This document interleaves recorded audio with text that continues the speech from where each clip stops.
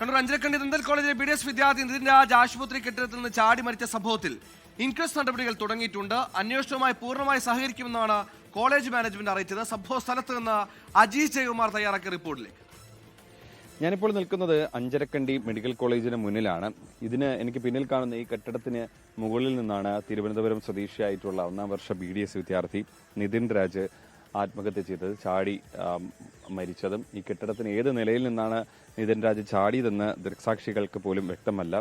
ഈ വളരെ കുറച്ച് ആളുകൾ മാത്രം എത്തുന്ന സ്വകാര്യ മെഡിക്കൽ കോളേജാണ് അഞ്ചരക്കണ്ടി മെഡിക്കൽ കോളേജ്. അതുകൊണ്ട് തന്നെ ഈ വിദ്യാർത്ഥി താഴെ വീണതിന് ശേഷമാണ് പലരും ഇതിൽ ശ്രദ്ധയിൽപ്പെട്ടത്. പെട്ടെന്ന് തന്നെ കാഷ്വാലിറ്റിയിലേക്ക് നിതിൻ രാജിനെ മാറ്റിയെങ്കിലും ഇന്നലെ ഉച്ചയ്ക്ക് 2:30യോടെ മരണം സ്ഥിരീകരിക്കുകയായിരുന്നു. എന്തായാലും ഗുരുതര ആരോപണമാണ് നിതിൻ രാജിന്റെ കുടുംബം ഈ കോളേജിലെ അധ്യാപകർക്കെതിരെ ഉന്നയിക്കുന്നത്.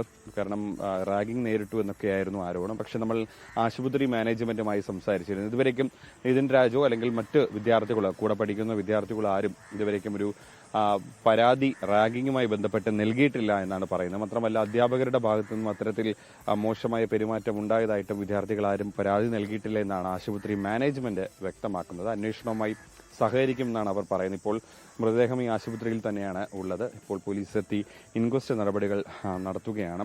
ചക്രക്കൽ പോലീസാണ് അസ്വാഭാവിക മരണത്തിന് കേസ് എടുത്തിട്ടുള്ളത്. പോസ്റ്റ്മോർട്ടം പരിയാരം മെഡിക്കൽ കോളേജിലായിരിക്കും നടത്താൻ പോകുന്നത്. അതിനുശേഷം പോലീസിന്റെ അന്വേഷണവുമായി പൂർണ്ണമായും സഹകരിക്കുമെന്നും ആശുപത്രി മാനേജ്മെന്റ് പറയും. നമ്മൾ ചില വിദ്യാർത്ഥികളുമായി സംസാരിച്ചിരുന്നു. അവർ പരസ്യമായി പ്രതികരിക്കാൻ തയ്യാറായില്ലെങ്കിൽ പോലും ആ വിദ്യാർത്ഥികൾ പറയുന്നത് ചില അധ്യാപകരുടെ ഭാഗത്ത് നിന്ന് മോശമായ പെരുമാറ്റം നിതിൻ രാജ് നേരിടേണ്ടി വന്നിട്ടുണ്ട് എന്നുള്ളൊരു ആക്ഷേപമാണ് അവർ പറയുന്നത്. പക്ഷേ ആ ഭയം കാരണം പരസ്യമായി വിദ്യാർത്ഥികൾ പ്രതികരിക്കാൻ തയ്യാറായിട്ടില്ല. അധ്യാപകരും പ്രിൻസിപ്പലടക്കം നമ്മോട് സംസാരിച്ചിരുന്നു. അത്തരത്തിലുള്ളൊരു സംഭവമൊന്നും ഉണ്ടായിട്ടില്ല എന്നുള്ളൊരു ന്യായീകരണമാണ് അവരുടെ ഭാഗത്തുനിന്നുണ്ടായാലും നമുക്കും അക്കാര്യത്തിൽ ഈ പരാതി നൽകിയിട്ടുണ്ടോ അല്ല മറ്റു കാര്യങ്ങളൊന്നും സ്ഥിരീകരിക്കാനായിട്ടില്ല. അക്കാര്യം സ്ഥിരീകരിച്ചതിന് ശേഷം മാത്രമേ അതിലൊരു വ്യക്തത വരികയുള്ളൂ. എന്തായാലും പോലീസ് അന്വേഷണം തുടരുകയാണ്. ഇപ്പോൾ കുടുംബം ഇങ്ങോട്ടേക്ക് അല്പസമയത്തിനകം എത്തുമെന്ന് അറിയിച്ചിട്ടുണ്ട്. കുടുംബം എത്തിയതിനു ശേഷം ഈ ഡിജിറ്റൽ തെളിവുകളടക്കം പോലീസിന് കൈമാറുമെന്ന് പറയുന്നത്. നിതിൻ രാജിന്റെ മൊബൈൽ ഫോൺ അത് ചക്കരക്കൽ പോലീസിന്റെ കൈവശമുണ്ട്. അതിന് ഈ ശാസ്ത്രീയ പരിശോധന നടത്തണം.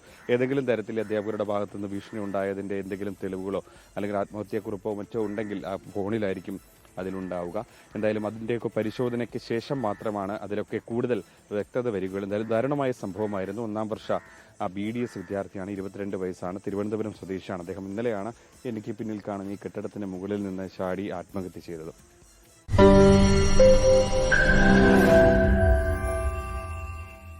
ലോകത്തെവിടെയായാലും ഏത് സമയത്തും 24 വാർത്തകളും ഓഗ്മെന്റഡ് റിയാലിറ്റി പാക്കേജുകളും എക്സ്പ്ലെയിനറുകളും വിശദമായി കാണാൻ ഞങ്ങളുടെ YouTube ചാനൽ നിങ്ങൾക്ക് സബ്സ്ക്രൈബ് ചെയ്യാം.